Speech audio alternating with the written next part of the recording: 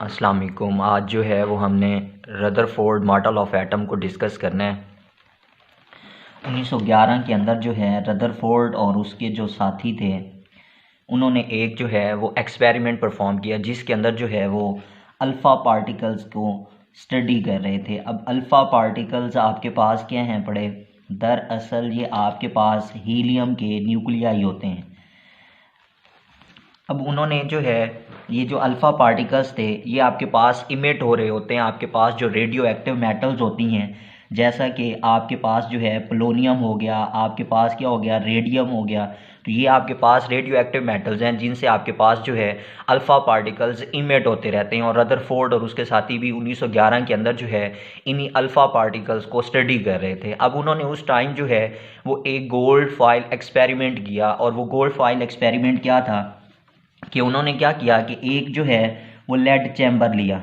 अब lead chamber के अंदर जो है उन्होंने ये वाला अपना रेडियो एक्टिव जो आपके पास मेटल थी वो लिया। इसी आपके पास लेड चैम्बर से जो है रेडियो एक्टिव मेटल जो है वो अल्फ़ा पार्टिकल्स क्या कर रही थी, इमिट कर रही थी। ये आपके पास क्या है पड़ा, लेड चैम्बर है, ठीक हो गया।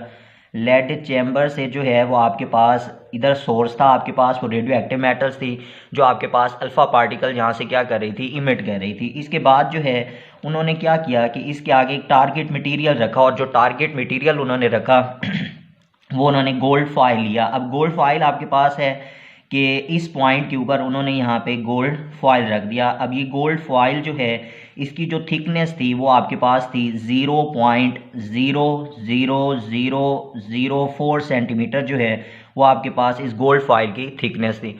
अब देखिए उन्होंने गोल्ड फॉइल ही क्यों सिलेक्ट किया, इसकी वजह ये थी कि आपके पास पीरियोडिक टेबल के अंदर गोल्ड ही आपके पास एक वाहिद मेटल है जो आपके पास क्या है, सबसे ज़्यादा मैलिएबल है कि आप उसको अपनी डिज़ायर्ड वैल्यू के मुताबिक जो है आप उसकी थिकनेस जो है वो कम या ज़्यादा कर सकते हैं। तो ये वजह थी गोल्ड के यूज़ करने की।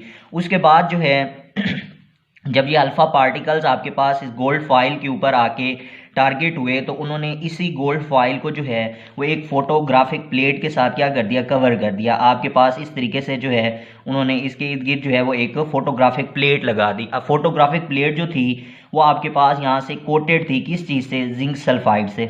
अब आपको पता है कि हम ऑलरेडी इसके बारे में पढ़ चुके हैं कि फोटोग्राफिक प्लेट हम इस वजह से लगाते हैं कि आपके पास जो है जो भी चीज़ आपके पास टारगेट मटेरियल से आ रही है उसके बाद अगर वो उसको जो है वो पास आउट कर रही है तो हमें यहाँ पे जो है वो फ्लैशेस प्रोड्यूस होते हुए नज़र आ रहे थे। तो यहाँ पे भी उन्होंने यही किया कि आपके पास जब इस लेड चैम्बर से एक पिन होल की मदद से आपके पास जो है ये अल्फ़ा पार्टिकल्स आके आपके इस टारगेट मटेरियल आपके पास जो गोल्ड फॉइल था आपके पास आके इससे टकराता, तो आगे उन्होंने क्या किया, फोटोग्राफिक प्लेट जो अल्फ़ा पार्टिकल्स आ रहे थे इसी फोटोग्राफिक प्लेट के ऊपर आके जैसे ही टकराते तो यहाँ पे क्या प्रोड्यूस हुई, फ्लैशेस प्रोड्यूस हुई। तो जब वो फ्लैशेस यहाँ पे प्रोड्यूस हुई तो आपके पास जो है उन्होंने देखा कि ये जो अल्फ़ा पार्टिकल्स आ रहे हैं इस गोल्ड फ्यूल को क्रॉस करने के बाद जो है इनकी तादाद बहुत ही ज़्यादा है पड़ी, जो आपके पास इनको पास आउट करके यहाँ पे क्या कर रहे हैं, फ्लैशेस प्रोड्यूस कर रहे हैं। और कुछ उन्होंने देखा कि हमारे पास कुछ अल्फ़ा पार्टिकल जो हैं वो हमारे पास स्लाइटली जो हैं वो आपके पास क्या हो रहे हैं, डिफ्लेक्टेड हो रहे हैं। और आपके पास उन्होंने कुछ ये ऑब्जर्व किया कि हमारे पास बहुत ही कम जो हैं वो अल्फ़ा पार्टिकल्स हैं जो हमारे पास क्या हो गए हैं, बाउंस बैक हो गए हैं। बाउंस बैक का ये मतलब है कि आपके पास इस पार्टिकल गोल्ड फ्यूल जो है इसके साथ आके टकराया तो आपके पास वो वापस बिल्कुल इसी जिस रास्ते से आया था उसी रास्ते से वापस जो है वो किधर हो गया, मुड़ गया। तो आपके पास यहाँ से उन्होंने चंद जो है वो रिजल्ट निकाले। तो वो क्या थे, अब यहाँ पे इस ये जो आपके पास डायग्राम है इसकी मदद से देखते हैं। आप देखें कि ये हमारे पास अल्फ़ा पार्टिकल्स हैं, ठीक हो गया। इस अल्फ़ा पार्टिकल्स के आगे ये आपके पास वो गोल्ड फॉइल के अंदर जो है वो एटम्स मौजूद हैं। अब वो कहता ये था कि आपके पास ये अल्फ़ा पार्टिकल जब यहाँ से पास आउट हुए तो आप देखें यहाँ से इस तरीके से जो है ये गुजर गए। फिर इसी तरीके से देखें आपके ये वाले अल्फ़ा पार्टिकल जो थे ये भी यहाँ से जो है वो गुजर गए। फिर इसी तरीके से आपके पास ये वाले अल्फ़ा पार्टिकल जो थे वो आपके पास यहाँ से इस तरीके से जो है वो गुजर गए। उसके बाद देखिए जो आपके पास ये जो अनडिफ्लेक्टेड थे इनकी जो आपके पास परसेंटेज थी वो 99% आपके पास थी कि 99% जो है वो अल्फ़ा पार्टिकल्स आपके पास क्या रहे थे, अनडिफ्लेक्टेड रहे थे। वो जिस रास्ते से आ रहे थे उसी रास्ते से जो है वो आपके पास क्या हो गए थे, गुजर गए थे वहाँ से। और आपके पास फोटोग्राफिक प्लेट के ऊपर क्या कर रहे थे, फ्लैशेस प्रोड्यूस कर रहे थे। फिर उन्होंने देखा कि हमारे पास जो स्लाइटली जो है वो कुछ हमारे पास अल्फ़ा पार्टिकल्स हैं। अब वो स्लाइटली क्या थे, आप देखें आपके पास ये वाला अल्फा पार्टिकल है। अब ये अल्फा पार्टिकल ये यहाँ पे आया और आपके पास इस एटम के बिल्कुल इस साइड के ऊपर जब टकराया तो ये यहाँ से आपके पास क्या कर गया, डिफ्लेक्ट कर गया।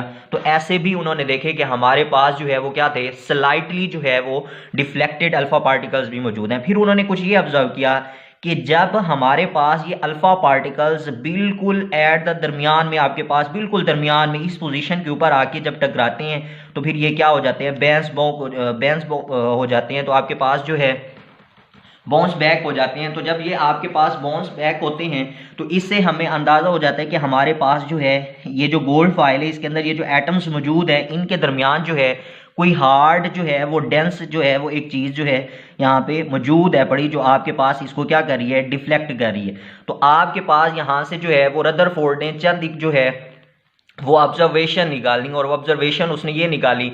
सबसे पहला पॉइंट उसने ये दिया कि आपके पास जो है जे थॉमसन जो आपके पास था उसने जो है वो प्लम पुडिंग मॉडल जो है वो हमें दिया था और वो ये कहता था कि आपके पास जो है वो आपके पास एक एटम है वो पॉजिटिवली चार्ज जो है वो आपके पास सारा पॉजिटिवली चार्ज है और उसके दरमियान जो है वो इलेक्ट्रॉन्स पंप की फॉर्म में जो है वो आपके पास मौजूद हैं। तो आपके पास जो है वो सारा कंसेप्ट जो है इस एक्सपेरिमेंट से जो है वो आपके पास क्या हुआ, थोड़ा गलत साबित हुआ। और वो क्या था कि पहली बात तो ये सामने आई कि हमारे पास जो एटम है उसके अंदर वो क्या है, बड़ी एम्प्टी स्पेसेस हैं बड़ी, जैसा कि ये अल्फा पार्टिकल्स हैं यहाँ से ये आपके पास जिस रास्ते से आ रहा था उसी रास्ते से जो है वो क्या कर गए, आपके पास गुजर गया और उनकी तादाद आपके पास क्या थी, 99% जो थे आपके पास अल्फा पार्टिकल्स वो अनडिफ्लेक्टेड फॉर्म में थे।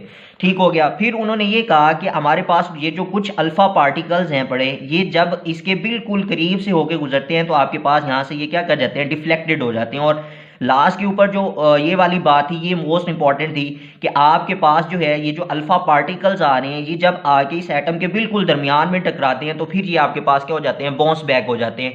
अब इसकी वजह उसने क्या कहा, उसने कहा कि आप देखिए भाई अल्फा पार्टिकल जो हैं वो हमारे पास क्या है पड़े, हीलियम के न्यूक्लियाई हैं, उनके ऊपर क्या है पड़ा, पॉजिटिव चार्ज है पड़ा। अब आप देखें जब उनके ऊपर पॉजिटिव चार्ज है तो वो आपके पास यहाँ से अल्फा पार्टिकल्स आए बिल्कुल दरमियान में जब टकराए तो इसका ये मतलब हुआ कि आपके पास यहाँ पे भी क्या है पड़ा, कोई पॉजिटिवली चार्ज है पड़ा। अब आपके पास यहाँ पे कोई पॉजिटिव चार्ज है, जब ये उससे जाके टकराता है तो ये उसको क्या कर देता है, रिपेल कर देता है। अगर यहाँ पे आपके पास कोई नेगेटिव चार्ज होता तो वो उसको क्या करता, अट्रैक्ट करता। तो ये सबसे मेन जो है आया कि हमारे पास जो एटम है उसके दरमियान में जो है एक हार्ड और डेंस चीज़ जो है वो मौजूद है। आपके पास अल्फा पार्टिकल जो हैं वो उसको आगे जो है उसको क्रॉस नहीं कर सके, बल्कि वहाँ से वो क्या हो गए हैं, बाउंस बैक हो गए हैं जब उसके साथ जाके टकराए हैं। तो ये चंद एक पॉइंट्स जो थे इससे उन्होंने जो है रदरफोर्ड ने ये निकाला कि हमारे पास जो एटम है पड़ा, इस एटम के अंदर जो है वो हमारे पास एक हार्ड डेंस चीज़ जो है मौजूद है और उस हार्ड डेंस चीज़ को जो है उसने क्या नाम दिया था, न्यूक्लियस का नाम दिया था। और फिर इसी वजह से हम ये कहते हैं कि गोल्ड फॉयल एक्सपेरिमेंट जो है जब हुआ तो उसके नतीजे में हमारे पास जो है वो न्यूक्लियस जो है वो इस तरीके से जो है वो डिस्कवर हो गया था। अब जब आपके पास जो है न्यूक्लियस डिस्कवर हो गया, ये सारी चीज़ें जो हैं वो आपके पास रदरफोर्ड ने जो है वो अपना सारा एक्सपेरिमेंट से हमें बता दिया कि किस तरीके से जो है वो अल्फा पार्टिकल जो हैं वो हमारे पास डिफ्लेक्टेड हो रहे थे, अनडिफ्लेक्टेड थे। ठीक है। और जो हमारे पास जो है अनडिफ्लेक्टेड थे वो हमारे पास क्या थे, 99% थे। फिर इसके बाद जो है रदरफोर्ड ने कुछ जो है वो हमें ऑब्जर्वेशंस दी। अब ऑब्जर्वेशन जो हैं वो हमारे पास ये थी कि सबसे पहले जो है ऑब्जर्वेशन हमारे पास आई, रदरफोर्ड ने जो हमें दी वो ये कहता था कि भाई हमारे पास जो है आपके पास ये जो आपका मॉडल ऑफ एटम है पड़ा वो आपके पास क्या है पड़ा, प्लेनेटरी मॉडल है पड़ा, कि आपके पास जिस तरीके से जो है आपका सोलर सिस्टम है पड़ा इसी तरीके से जो है वो आपके पास ये एटम का भी मॉडल है पड़ा। अब ये क्या था कि वो कहता था कि आपके पास ये जो न्यूक्लियस है पड़ा वो आपके पास जो है वो सेंटर के अंदर है, ये आपके पास क्या है पड़ा, न्यूक्लियस है पड़ा। अब वो कहता था कि न्यूक्लियस जैसे आपका सोलर सिस्टम है वैसे ही उसने जो है वो एक आपको एटम और मॉडल ऑफ एटम दिया कि और उसके अंदर उसने ये बताया कि न्यूक्लियस जो है वो बिल्कुल सेंटर के अंदर मौजूद है। इसके बाहर जो है आपके पास जो है वो इलेक्ट्रॉन्स जो हैं वो आपके पास ऑर्बिट्स की फॉर्म में क्या कर रहे हैं, रिवॉल्व कर रहे हैं। आपके पास जो इलेक्ट्रॉन्स हैं पड़े वो आपके पास क्या कर रहे हैं, ऑर्बिट्स की फॉर्म में जो है इस न्यूक्लियस के इर्द गिर्द क्या कर रहे हैं, रिवॉल्व कर रहे हैं। तो आपके पास जो मॉडल ऑफ एटम रदरफोर्ड ने दिया था, वो आपके पास सेम लाइक क्या था, प्लेनेटरी मॉडल था। तो आपके पास रदरफोर्ड का ये वाला जो है वो मॉडल आ गया आपके पास। इधर आपके पास न्यूक्लियस है, इस न्यूक्लियस के बाद जो है वो इलेक्ट्रॉन्स आपके पास क्या कर रहे हैं, रिवॉल्व कर रहे हैं। अब आप देखें कि जब उसने ये वाली बात कह दी तो यहाँ पे जो है दो तीन बातें थी जो आपके पास जो है वो ये जो रदरफोर्ड था वो आपके पास जो है उसको एक्सप्लेन ना कर सका। अब वो क्या ना कर सका, हमें पता था कि इलेक्ट्रॉन्स जो हैं उनके ऊपर आपके पास क्या होता है, नेगेटिवली चार्ज होता है, और प्रोटॉन जो होते हैं उनके ऊपर हमारे पास क्या होता है, पॉजिटिवली चार्ज होता है।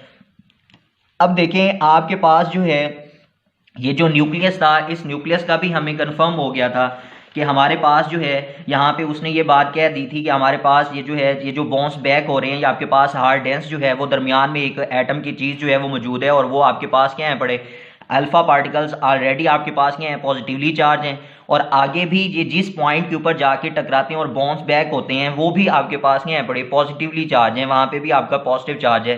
तो इस बात से हमें अंदाज़ा हो गया कि न्यूक्लियस के ऊपर हमारे पास क्या आ रहा है, पॉजिटिव चार्ज आ रहा है। तो अब देखिए जब आपके पास जो है रदरफोर्ड ये वाला अपना एक्सपेरिमेंट, ये प्लेनेटरी मॉडल ऑफ एटम जो है वो हमें दे रहा था, तो उस टाइम जो है वो एक क्लासिक एक्सपेरिमेंट थ्योरी थी, और वो हमें ये कहती थी कि जब हमारे पास एक चार्ज पार्टिकल, आप देखें हमारे पास ये इलेक्ट्रॉन है, ये चार्ज पार्टिकल है, ये किसी दूसरे चार्ज पार्टिकल के इर्द गिर्द जब ये रिवॉल्व करता है, आप देखें ये आपके पास न्यूक्लियस है, इसके ऊपर पॉजिटिव चार्ज हम कह रहे हैं, ये इलेक्ट्रॉन्स है, इसके ऊपर हम क्या कह रहे हैं, नेगेटिव चार्ज कह रहे हैं। तो अब वो आपके पास ये कहती थी कि जब आपके पास एक चार्ज पार्टिकल किसी दूसरे पार्टिकल्स के गिर्द क्या करता है, रिवॉल्व करता है, तो आपके पास जो पहले वाला होता है वो आपके पास क्या करता रहता है कि कंटिन्यूसली आपके पास वो क्या करेगा, एनर्जी को रिलीज करेगा।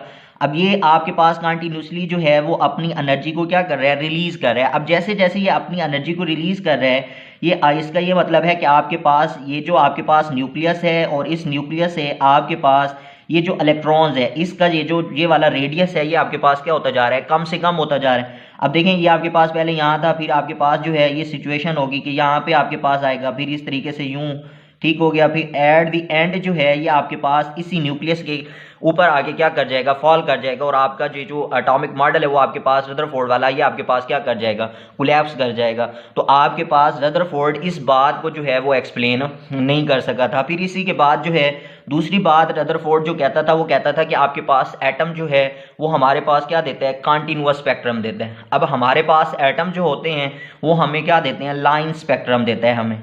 फिर इसी के बाद जो है वो डिस्ट्रीब्यूशन ऑफ इलेक्ट्रॉन्स जो था इन एटम, वो भी हमें जो है वो एक्सप्लेन करके नहीं दे सका, जो बाद में जाके हमारे पास जो है वो बोहर मॉडल ने जो है ये सारी बातें आके जो है वो एक्सप्लेन की थी। तो इस ये वाले जो आपके पास डिफेक्ट थे, फिर हम इनको जो है वो बोहर मॉडल के अंदर जो है वो डिस्कस करेंगे।